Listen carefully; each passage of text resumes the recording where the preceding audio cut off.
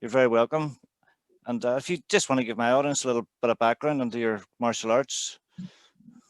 Okay. My name is Anthony Thomas. I am a fifth degree black belt, and our family's expression of Kempo Karate, we call it the way of simplicity. I am a second generation practitioner. My father started when he was like 17. So for the better part of, oh gosh, over 50 years for him at this point. And for me, since I was 3 years old, and I just turned 45 last month, so I've been doing this my whole life. Excellent. We were originally my martial arts instructor, Dave Cardenas. He was a black belt under Ed Parker. Cool. But with Ed Parker, we had some differences in terms of philosophy. Yeah. So I'm not going to get into bashing and all of that kind of stuff, but we made significant evolutions to it, like not always stepping back, stepping in, stepping to the side, more use of footwork. So I'm not going to say that what we do is better, but it's worked for us. Between my father and my uncle, they have 5 Long Beach International titles and the Golden Box Gloves title. So that's my story in a nutshell. Live this stuff, have my own dojo, super pumped to be here. Excellent. And you said you came from the Ed Parker lineage, and you've kind of evolved it in your own way to suit yourselves. And do you think it's important in martial arts to keep that evolution and kind of, with each generation that comes up, keep evolving? And definitely, because every martial arts school that's now considered a McDojo had a fierce lineage that was practical and reasonable. Every martial art was good for the reason that it was created, right? Like the people that developed it at the time said, here's our reality, let's address that reality, and then we'll have something that we can defend ourselves with. The problem is people take certain things as gospel, and then they only teach that way because that's the way their teacher taught. And it's really problematic, especially in the Kempo world. I've met some old instructors and spoken to some old instructors that are still directly under the Parker lineage. And there was this book called The Big Red Book. And it was basically a list of all the techniques. And the techniques as they were presented were supposed to be just a framework so that every individual instructor could say, okay, there's what they call the ideal phase, the what if phase, and then the formulative phase, right? So it's like in a perfect world, it would work like this. Never, that doesn't happen. Yeah. So then you go to the what if part and say, well, what if he does this? What if he tries to swing a bat? What if he tries to tackle you? What if all this kind of stuff? But what happened was people started teaching the what if phase only as if that was the technique itself. And so now you have a bunch of people who have no respect for Kempo, myself included largely, as a whole, because they never allowed themselves to evolve. Yeah. And this is kind of where we are, which is why we're not a part of any of those associations. You know, it was very different in my dad's days. So now we've evolved just so that we stay alive. We owe it to our students to give them the most evolved, refined form of martial art that we can teach them. So that's what we do. Definitely. And do you think it's important to cross-train as well and actually look at other systems and try and incorporate them into your own? I do. You know, it's kind of funny because if a person is a purist, let's say a person is strictly a Taekwondo person, as long as they gear their Taekwondo toward the present reality of self-defense in any art, I'm fine with that. I don't mind purists, you know, that's great. But if people want to incorporate other systems into their art, that's fine too, because in the old days, they didn't separate grappling from striking systems. They taught everything, and the only differences lied in the history and the kata and the instructors, which is great. Yeah. But unfortunately, when people do that, what people start thinking of is MMA immediately, like they're the first people ever to do that. And that's not remotely true. Yeah. But people aren't, they're not up on their martial arts history. So I think it's a good idea. Definitely. I know with our own system now, it was started by a karateka and a judoka. So you had the grappling and the striking from day one, and it was just That's just evolved from there. I didn't get into grappling, like ground grappling at all, until I was like 17. Ironically, when I saw the first UFC, my cousin's like, dude, check this guy out. And we watched the first UFC for like $14, right? That should tell you how long ago it was. And it occurred to me, you know, if someone wants to hurt me, but they're not really a threat, before I had no other option but to do percussive damage to them, punch, kick, elbow, knee, maybe some foot sweeps. But when you learn how to grapple, because most people are so far removed from that type of fighting in this country anyway, you can pin a person and go, look, I know you can't move. Don't make me punch you in the face. You know, and once they struggle and kick and roll around and they go, I'm no closer to winning this fight than I was before, and now I'm sweating, you know, and the person's still just sitting there going, finished. That's when I was like, yeah, I got to learn this stuff. You know, it's the component of mercy in martial arts. So that's how I really got into it. Excellent. And what do you think you've got out of martial arts all over the years outside of the training? Oh gosh. Like I went to college and did the whole 9 yards. I'm way more proud of my martial arts training than anything else. Yeah. Because it's given me a way to, it's like a lens. I see my whole life through the lens of martial arts. Like I'm willing to let live and let live. Even if people upset you, even if people get on your nerves, it makes you more patient. It makes you more understanding. It gives you a different understanding of how some people are culturally. So in the day-to-day, I know that I can manage or handle any problems. As funny as that may sound, because the hardest thing I've ever done in my life was my black belt test. So short of the 40. I remember mine too. It was short of the 8 hours of training ended by a 45-minute butt kicking. You know, nothing's going to be that hard. You know, so it's given me the ability to persevere, and things aren't going to break me. So that's the main thing. No matter how hard things are, I mean, I'm not willing to stop trying if I believe in it. I opened this school last May, right in the holy crap, everybody's scared portion of the pandemic. We had no understanding, no feel for this thing in terms of where it was going to go, right? Yeah. And I was like, you know what we gonna do? Let's open the dojo. And here we are, you know. Yeah, that's it. I think once you've got a black belt now, I think that test really pushes you. You're capable of anything after it now. I know with my own, it was 2 8-hour days of just testing, and I think there was 16 or 17 of us going for black belt in the same two days, but I was only one that was being made an instructor as well, so I got basically twice as tough. So, right. Well, one of the things they actually done on me is with maybe every hour and a half they would give a water break for 15 minutes. I wasn't allowed a water break, so I had to keep going and keep going. It was just testing experience, but it was tough. You know, it is, but it's the kind of thing where you think you're gonna die during the time, but then you kind of laugh about it later. You go, "Oh God, that was hard." You know, there's that expression that comedy equals tragedy over time. You know, at first it sounds horrible, then it gets funny. Yeah. And I think if people, I told my kids today, some people will never find out what they're made of. They'll never know what their limits are. And that is a horrible reality to me. Like maybe someone had the potential to be a luminary or something, but they never gave themselves the opportunity to be that thing. Nothing sadder to me, you know? Yeah. Can't remember who it was right now, but there's a writer from the UK that said that most men live lives of quiet desperation. Yeah. That's a horrible way to die, man. Just like, I'm just trying not to scream out here, you know, that's awful.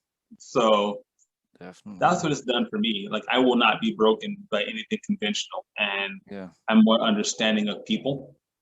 Yeah. So, and as you said, you opened your dojo last year, and I see a lot of your videos up of your students. And, what advice would you give someone starting out now as a white belt? Oh, this is good. There's no magic in the martial arts. The only difference between where they are in their first day and where we are with our torn up black belts is that we didn't quit. Yeah. Very few people are naturally good at martial arts, even if they're naturally athletic, or even if they have an athletic background. You just have to do it and then you do it again. I mean, if you can learn proper technique, then you just practice the proper technique. And, you know, the difference is repetition.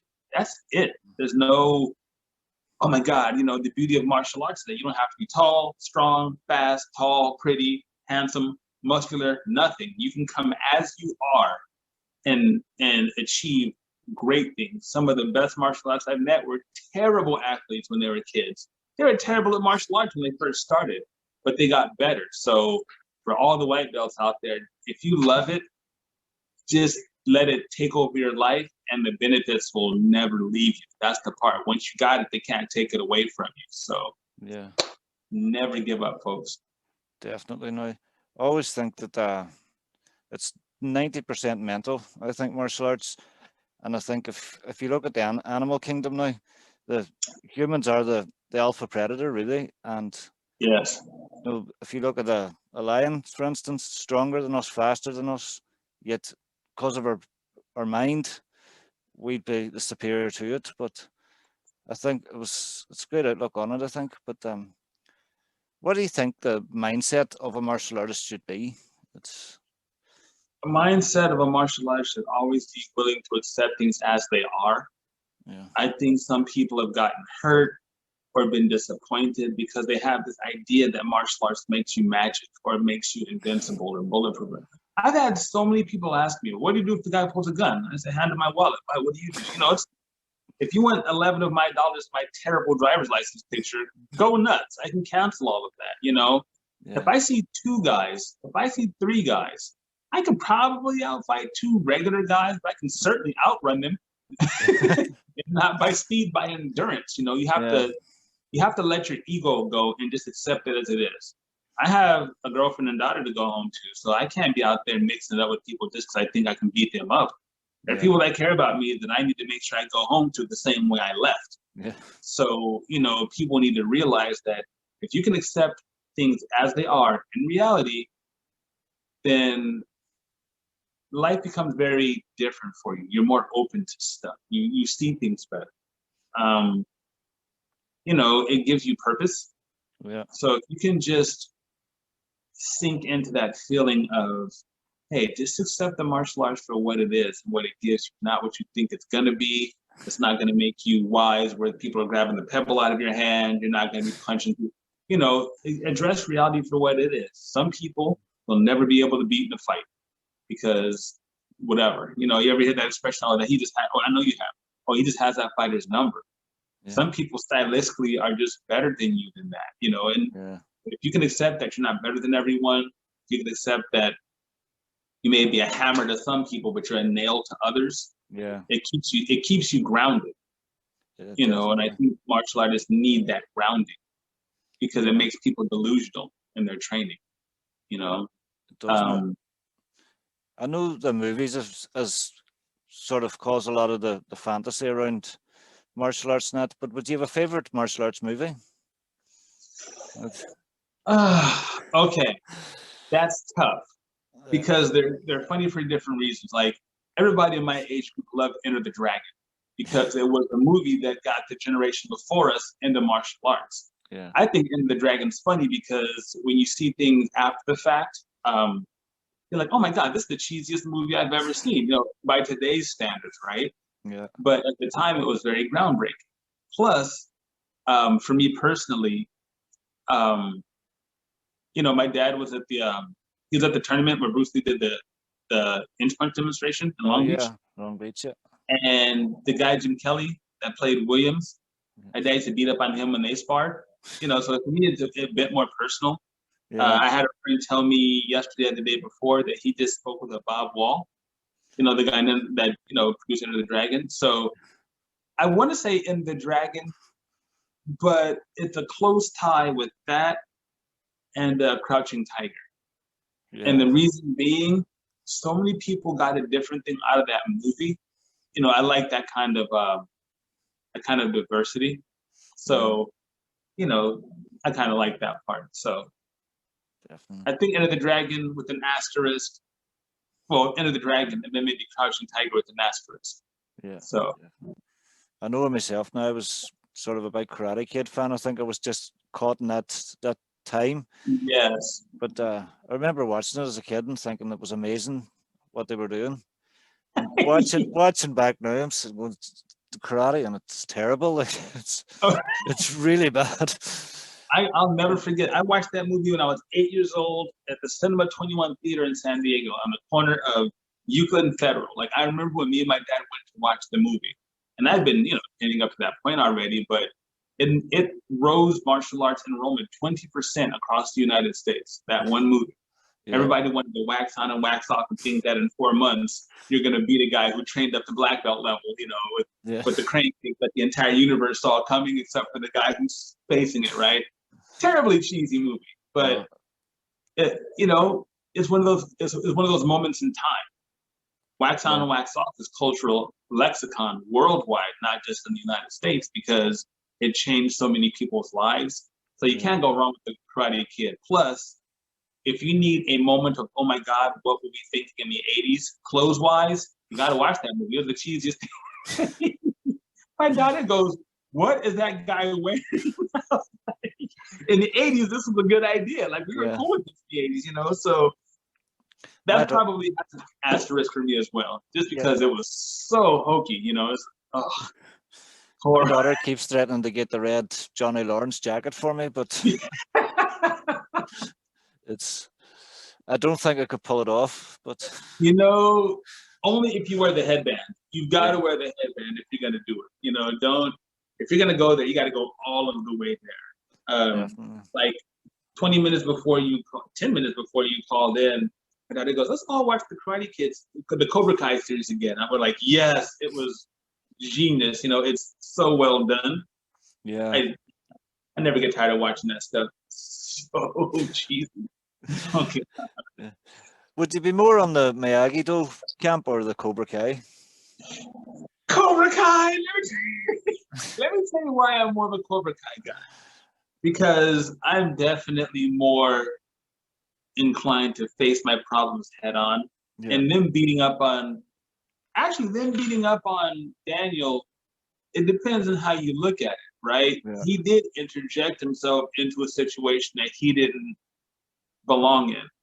And even up to that point, when he did the thing with the water hose, that was him looking for a fight. And at that point, granted, 4 of those guys wailing on him wasn't okay. But I'm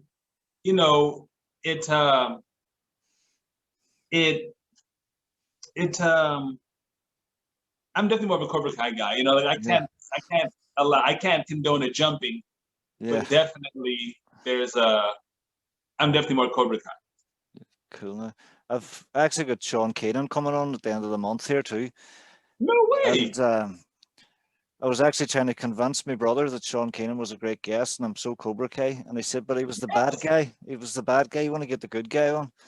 Of course. And I try to actually rethink as part in the film to actually sort of justify his behavior, and the Karate Kid 3 is okay. But yes, it's interesting. I was sort of explaining to the brother that if you look at it, he was just somebody just going after life, really.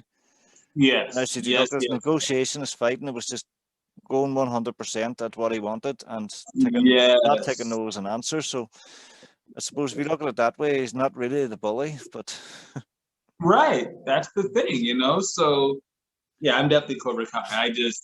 Especially in the new iteration, just because I love Johnny Lawrence so much, he cracked me up. Like, me and my girlfriend and our daughter, we always say, put hash browns on it and send it to the internet. Like that's been our go-to line for like the past 6 months. Put some hash browns on it, send it to the internet. That's our thing right now. So cool. I know you learned martial arts from your father over the years. Do you think your daughter will follow in your footsteps in the martial arts world? Oh yeah, she started when we opened this dojo, because she's coming along nicely. She's not she's my daughter through the relationship, so she just started recently when I opened the dojo. But she's doing well, and she's tall.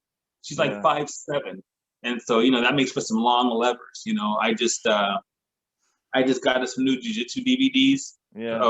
I got some of Kenzo Gracie's old ones. Oh, cool, Like cool. back when he barely spoke English and weighed like 140 pounds. Yeah. And we're going, it's been a while, right? Yeah. So we're gonna be working on that. But she does well. She sweet kid. So I gotta work on her dishes. But other than that, Yeah. you know, she's coming along nicely. I mean, you've seen her, but when you watch the videos, Yeah. look for the tallest kid. That's Is that her? yes. The one who's head and shoulders above everyone else already. Yeah. Yeah. That's her. So she's coming along nicely. Excellent. And finally, where can people get in contact with you, Anthony, and find out more about your school? Oh, okay. Well, if you go to martialartsoakland.com, like the city of martialartsoakland.com, I'm on all the major platforms under Thomas Kempo Karate. As a matter of fact, as of today, right before this podcast, I had 999 subscribers on YouTube. I'm trying to get to the 1,000 so that I can start going live. Yeah. And then we can do this like live. So if anybody wants to do me a super solid, if you subscribe to my YouTube channel and got me over 1,000 at Thomas Kempo Karate, I'd appreciate it. I really would. I'll get my daughter on now to do it, but there you go. I just need like one person. I'm like, one. Like limbo, like I'm looking at it. I'm like, $9.99. Come on, somebody, do me throw me a bone, do me a solid. So that's it. I remember back a while now, I had 99 subscribers on the channel for about 6 weeks, and I just couldn't get that one more to make it to 100. And right. It was actually somebody I had on the podcast. I actually put a video on their page asking all his audience to come over, and yes, it was still about 2 weeks, and then I got the 100. And then the next thing, all his audience started to come over then, so it just shot up overnight. Like it was, right. It's like, thank you. You know, I've been kind of learning on how things work in YouTube land, and I've only gotten serious about it in like the last, say, 2.5 months. But I went from like 23 subscribers to about 1,000 in a couple months, and it's because I'm using this idea that they taught me about searchable content. So I'm just trying to get over 1,000 so I can go live, you know, and I want to do Q&A. I want to really do a lot of Q&A. So yeah, be a lot of fun. Definitely. And it was a pleasure speaking with you again, Anthony. Thank you very much for coming on. Hey, no problem, man. Anytime you want me to come on, I'm down, because on my YouTube channel, I'm making a playlist called Conversations with the Sensei. Yeah. So if we can get, I don't know how to do it on Zoom yet. Actually, yeah, I do. If we can get a couple senseis on and speaking, like that would be really valuable to each of our core audiences. Yeah. So that'd be great, man. Anytime you want me on, just let me know, and I'm up for it. Excellent. I'm actually launching a new program soon, so I might actually get a few on for that. But I'm doing self-defense, but I'm trying to stay away from the techniques and do more situational awareness, psychology kind of videos and things, and try to push the mental side of it more than the physical. But the most important technique is awareness. It doesn't matter. You can knock down Mike Tyson if he doesn't see the punch coming, right? Yeah, I think Mike Tyson was actually robbed one time while he was heavyweight champion, and it was actually when I was doing research for this new program, I came across a story where Mike Tyson was robbed, and they just give the guy the stuff. He just wasn't prepared for it. Right. Heavyweight champion of the world, and just it's difficult to believe. Right. In the early 2000s or late 90s, Vanderlei Silva got carjacked in Curitiba, in his city. Yeah. And they were armed. Otherwise, it might have been a homicide. You know, don't call that dude the axe murderer for nothing. But yeah, Vanderlei Silva, at the height of his ferociousness, was carjacked in his own city of Curitiba in Brazil. So anybody can be caught unawares if you're not looking. So situational awareness, that's the main thing. Definitely. So, definitely. And thank you again, Anthony. And no problem, man. Speak soon. For sure. I'll definitely speak to you soon, and stay training, man. Stay safe out there. Stay safe now. Okay. Later, man.